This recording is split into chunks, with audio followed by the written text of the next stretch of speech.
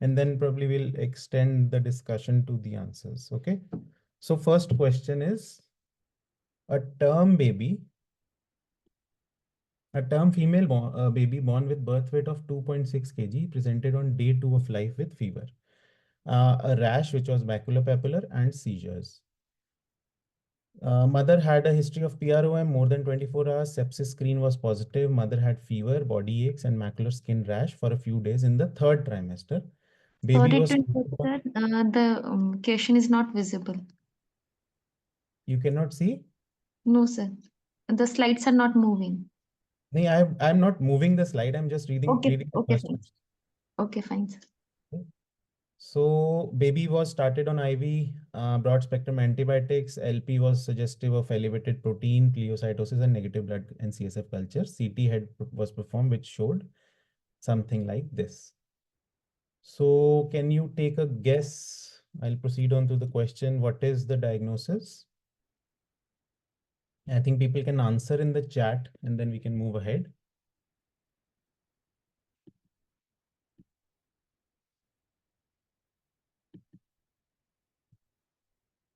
So the diagnosis was congenital toxoplasmosis. This was a presentation of congenital toxoplasmosis. So how would you confirm the diagnosis? Specifically, we need a serology at this time, IgM, IgG, and IgA in the blood. I'll later on explain how the serology will work. PCR of CSF and blood culture is absolutely necessary, and a retinal examination should be done for the chorioretinitis. So confirmation of a case of congenital toxoplasmosis, a positive IgM after 5 days of life and in the absence of blood transfusion is required. If IgA is positive after 10 days of life, persistence of toxoplasma, IgG beyond 1 year of age is suggestive of the diagnosis. A positive result in any of the body fluids will confirm the Sorry to diagnosis. interrupt, sir. The slide is not visible. It is not visible. No, sir. Can you see the slide now? Yeah. Then I'll not go to PowerPoint mode then. Can you see the slides changing? Sir, the fonts are too small.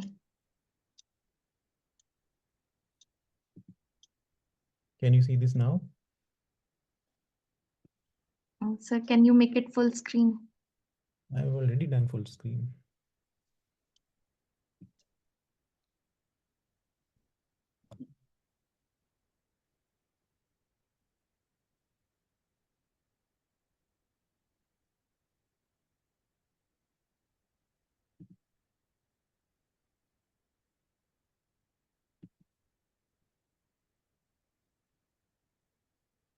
Can you see it now? Sir, it is visible, but Screen it's sharing not. is paused written. I'll share those again. Just a minute.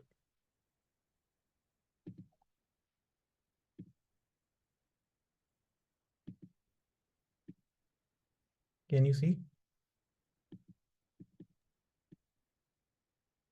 Sir, it's processing. It is showing that my screen sharing is paused.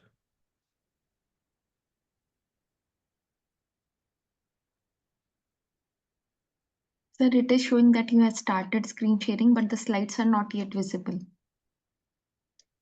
Okay.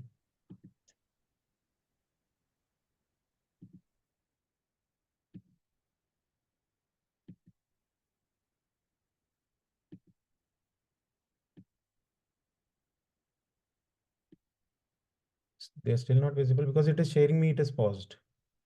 I'll stop sharing and I'll share again. I'm so sorry for the technical glitches.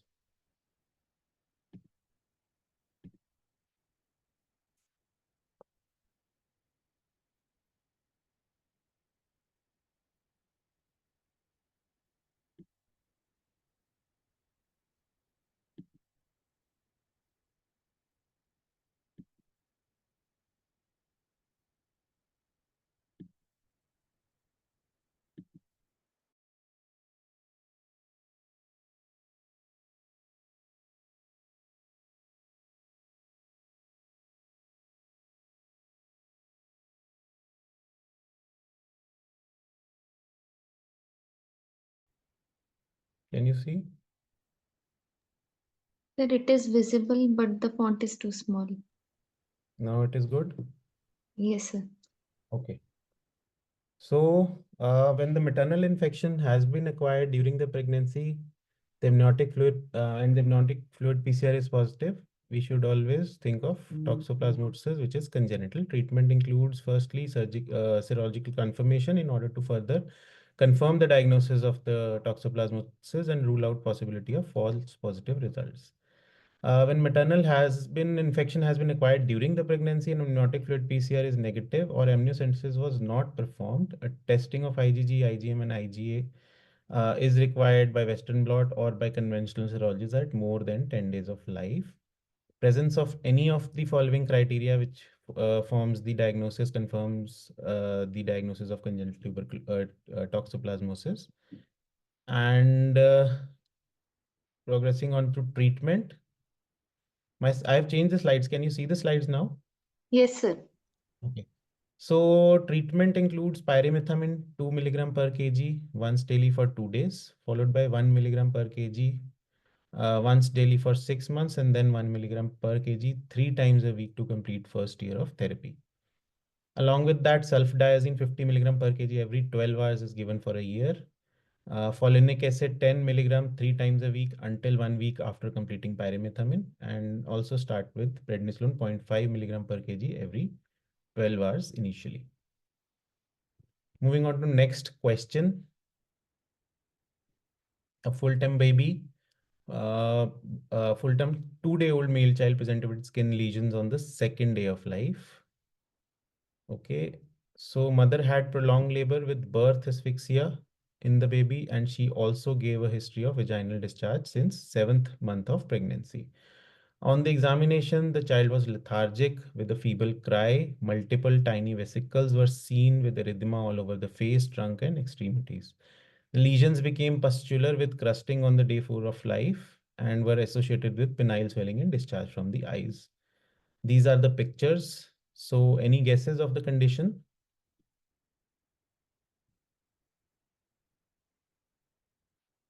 I'm waiting for the answers. You can type the answers.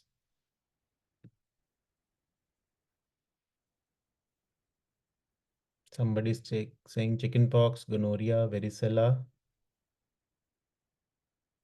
Okay. Any other?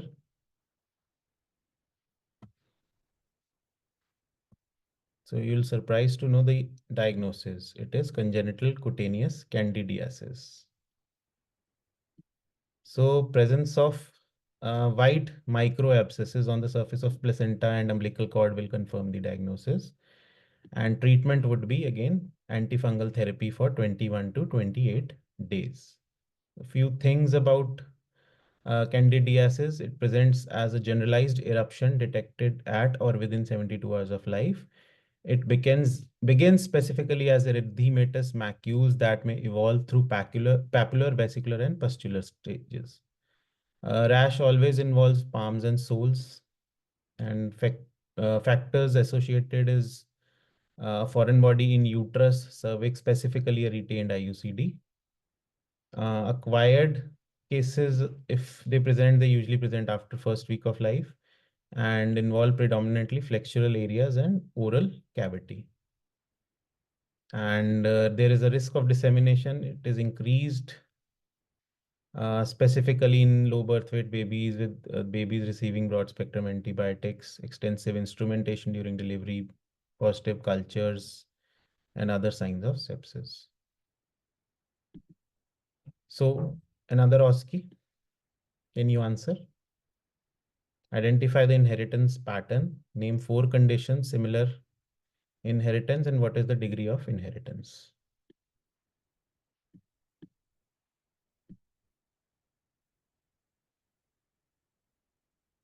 Okay, you have guessed it right. It is a autosomal dominant. So autosomal dominant inheritance conditions include tuberous sclerosis, neurofibromatosis, Marfan syndromes, PCKD. So there is a 50% chance of having an affected child with 1 mutated gene and 50% chance of having an unaffected child with 2 normal genes.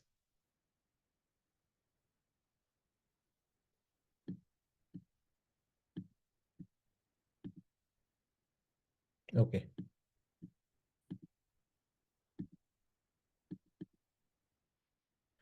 So males and females, they are equal likely to have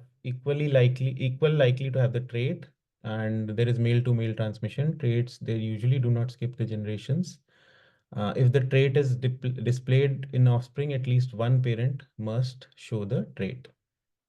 And trait is present whenever the corresponding gene is present. If both the parents possess the trait, but it is absent in any of the offspring, then the parents are both heterozygous. Okay. I think you should answer this question, and this is a very important part of OSCE, specifically in all the fellowship examinations. What is the fat content of mature human milk?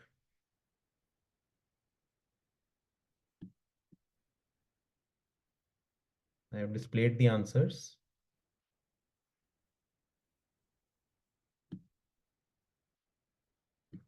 Yes, sodium content is 0.9 milliequivalent per 100 ml. Calcium is around 30. Protein content in lactodex HMF is 0.27 and iron content is 0.3 milligram per gram of lactodex HMF. Okay, so these are the tables you should be remembering. They are asked very frequently in your examinations.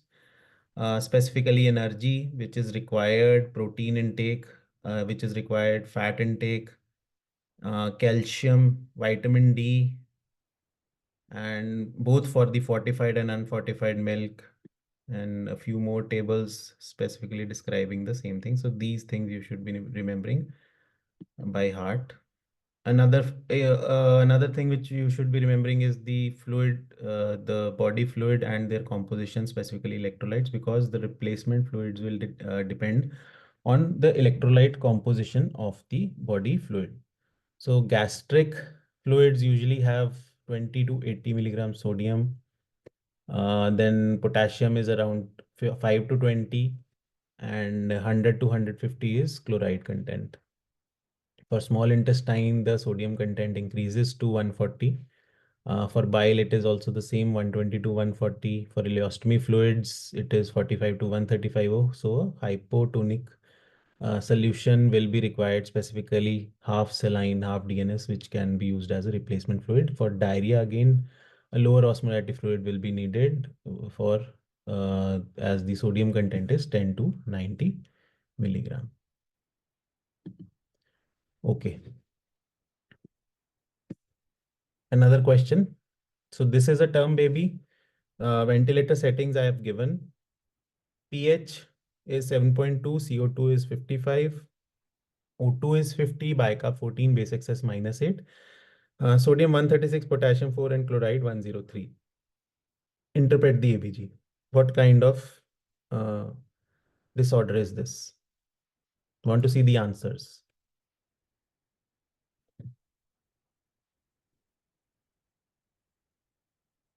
So Rajiv has told that it is mixed acidosis. Very good. Can you calculate the anion gap?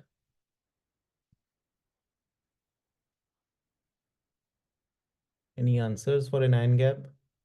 And the oxygenation index?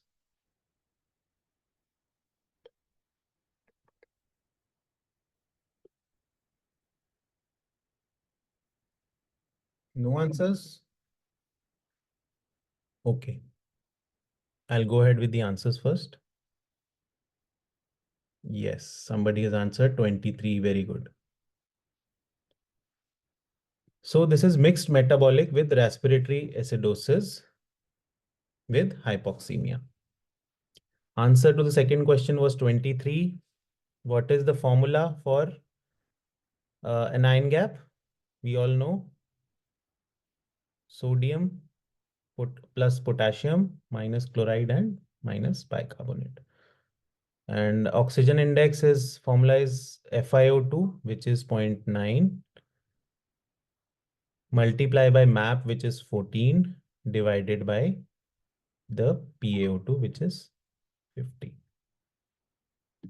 Yes. So for ECMO, you need an oxygenation index of usually more than 40. Well, these kind of questions are very common. They are very easy to answer and they are very scoring, especially when you are giving your OSCE examinations. Another question.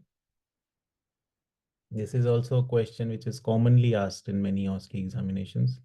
A 26 weeks baby delivered at 34-year-old to a 34-year-old mother. Baby received 2 doses of surfactants and invasive ventilation for 2 weeks, followed by CPAP support. Now the post-menstrual age is 36 plus 4 weeks. Currently, the baby is on CPAP support with FiO2 of 25%, flow of 5 liter per minute, and PEEP of 5 centimeter water. X-ray picture is as shown. You can already make the diagnosis. Can anyone tell the diagnosis? Yes, BPD. Good. So what is the severity of the BPD? And 3 definitive intervention to reduce the risk of it.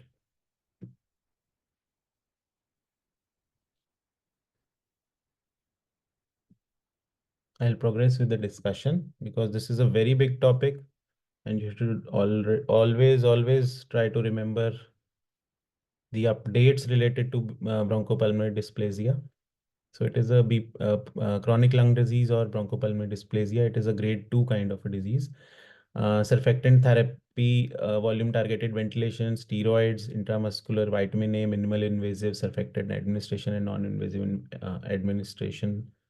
Ventilations, these are all methods to reduce the incidence of BPD. Good.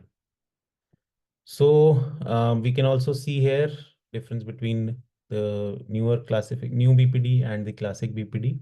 The new BPD is a disorder of a developing lung. This is a very important thing you should remember. It is usually caused in extreme preterms with minimal large airway disease. There is very minimal involvement of the large airways, arrested alveolarization, less inflammation and fibrosis, and fewer and abnormal pulmonary artery. For classic BPD, it is usually occurs in cases of high oxygen and mechanical ventilation support in moderate preterms or maybe even late preterms. Severe involvement of large airways are there. Interstitial and alveolar edema is very common. Atelectasis, fibrosis is very common, and pulmonary artery muscularization leading on to later hypertension, pulmonary hypertension.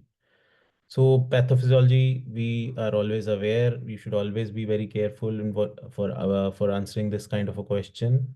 Perinatal factors you should be aware. Genetic predisposition, IUGR, infection, inflammation, superseded by asphyxia, non-receiving of antenatal steroid therapy. These are all exposures. Perinatal, which is followed by postnatal things like mechanical ventilation, infections, pulmonary fluid overload, specifically in cases of PDA, then more oxygen toxicity, nutrition deficiency. Nutrition has a very important role in the BPD. You should always be aware of the stages of development of the lungs, depending because the lungs usually develop in first these 5 stages, and even after 36 weeks, the lungs keep on developing. So delayed development leads to new BPD and severe lung injury leads to old BPD. So this is the classification NICHD. You should always be answering this with care. Time point of assessment is 36 weeks of post-menstrual age or at discharge. And a few things about steroids. This is the chart. It is easily available. Prophylaxis is usually in first 7 days. Hydrocortisone is the drug of choice. Early evolving 7 to 28 days, dexamethasone is preferred, and hydrocortisone both have different courses. They have their own side effects and many cautions. Later, evolving BPD, it has a limited data, but later on we always prefer dexamethasone. And in cases with established BPD, oral course of prednisolone, specifically the Bhandari course, can be instituted. Another question, I think I'll take 1 or 2 more questions and then we'll call off for the day. So 3.2 kg neonate born to diabetic mother. The sugars were 35 milligram per deciliter at 6 hours of life on routine screening. What will you do next?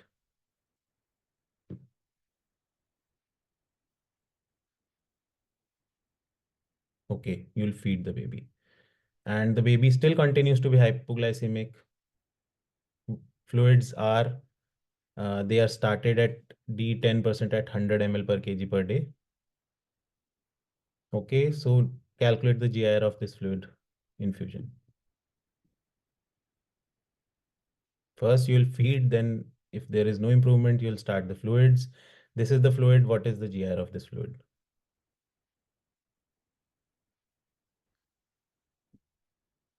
So what could be the possible cause of this kind of hypoglycemia? Right. And what is the treatment of choice for hyperinsulinemic hypoglycemia?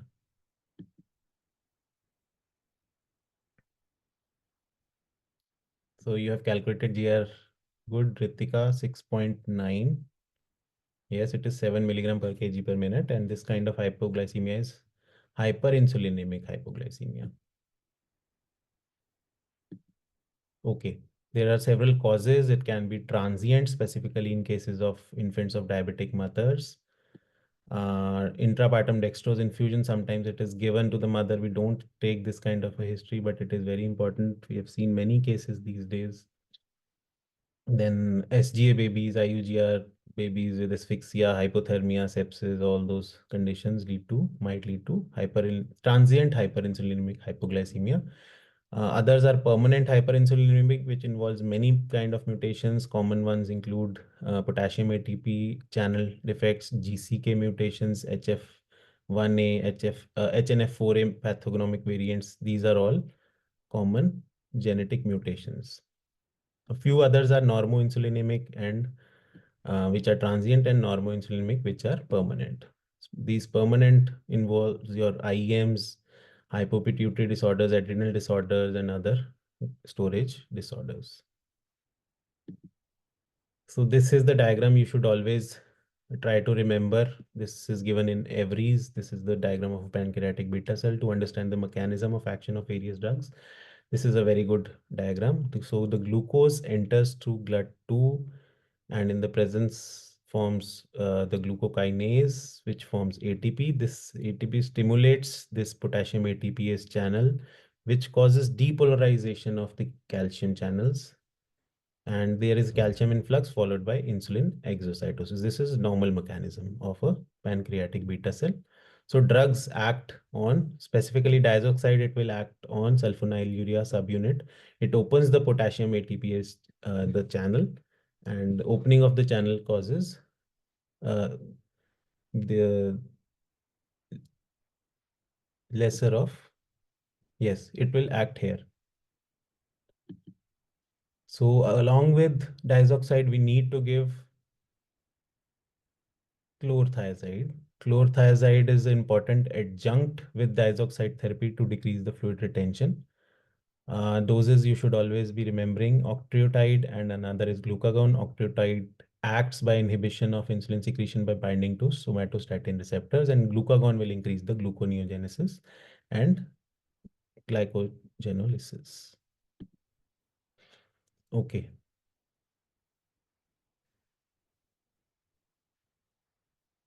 The next question is on caffeine. What are pharmacological actions of caffeine, advantages of caffeine, and enumerate short-term and long-term evidence of caffeine use in VLBWs.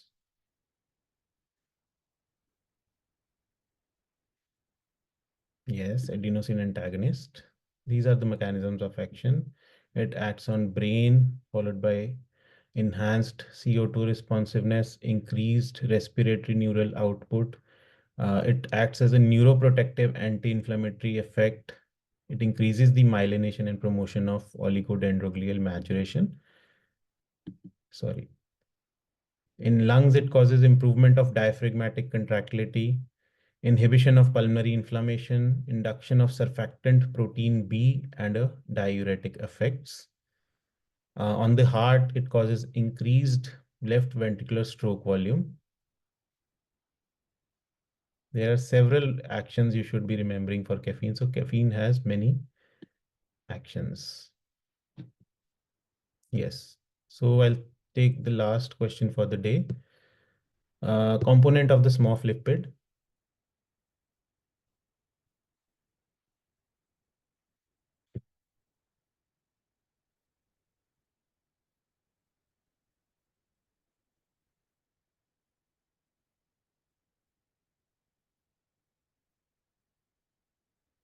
So soya, MCT, olive, and fish oil. Right, you are all right. Soybean is around 30%, olive is 30%, MCT is 25%, and fish oil comes down to 15%. It is better as compared to intralipids because it causes less hepatic inflammation, provides DHA and EPA, specifically from the fish oil. The energy is around 2 kilocalorie per ml. And why do we start heparin? Because heparin at 0.5 international units per ml to TPN, it reduces the incidence of CLABSI. There was this trial, Hilltop, which deducted that it actually reduces the incidence of CLABSI. Okay, last question on the fortification. When should HMF be added in VLBW?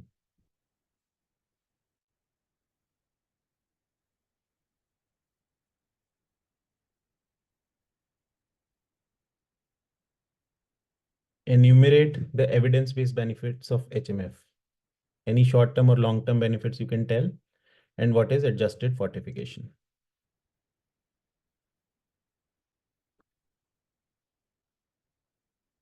I'll give you 5-10 more seconds, and then I'll display the answers.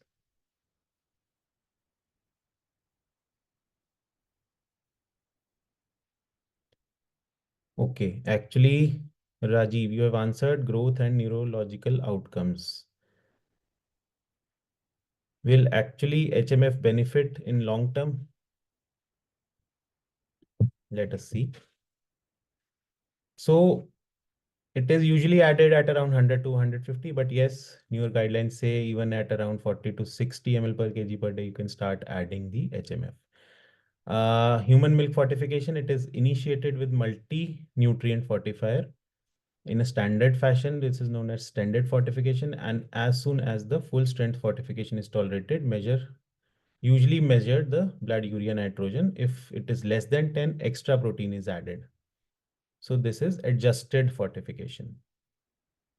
You measured blood urea nitrogen for adjusted fortification. Then there is targeted fortification. Another thing is targeted fortification, in which you will analyze the component of human milk, and based on that analyzation, you can check which thing is deficient. Either it is protein, carbohydrates, and then you can fortify accordingly. So according to a recent meta-analysis, low quality evidence suggests that multi-nutrient fortification in comparison to unfortified human milk, it improved the hospital weight gain, linear growth, and head circumference growth with no increase in incidence of NEC. Only a very little data was available for growth and developmental outcomes beyond the infancy, and did not show any long-term advantage. So short-term benefits, yes, but no major long-term benefits as of now. Okay, we'll end the session at this point of time. There are many more OSCEs, but due to time constraints, I will stop at this point. Thank you, sir, for such an engaging and informative session. With this, we end this session. Thank you, everyone, for joining. Okay, thank you.